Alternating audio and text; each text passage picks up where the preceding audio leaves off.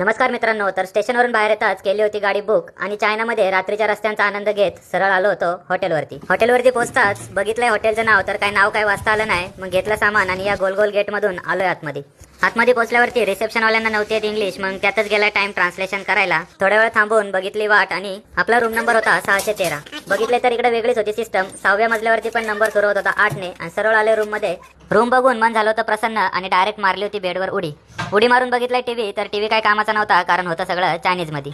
आली होती झोप म्हणून 10-15 मिनिटं घेतली निद्रा आणि लागल्यावरती भूक. बघितलंय तर रात्रीचं काय जेवायलाच नव्हतं. मग आपल्याच सोयीवरती केले थोडं नियोजन आणि अशा प्रकारे केलंय जेवण. झाल्यावर पोटपूजा म्हटलं जरा मारूयात चक्कर रूमची. तर रूमची चक्कर मारता मारता बघितलंय की इकडे टॉयलेटच्या दरवाजांना काड्याच नव्हत्या. सकाळचं लवकर उठून आवरलंय जरा पटापटा आणि सरळ आलोय खाली नाश्ता करायला येऊन बघितलंय तर चांगलेच नवीन देशातले नवीन आयटम इथं होते. पण यातूनच थोडंफार आपलं व्हेज थोडं ओळखीचं असं काय घेतलंय जेवण आणि केली पुन्हा एकदा पेटपूज. मस्तपैकी पोटभर नाश्ता केलाय.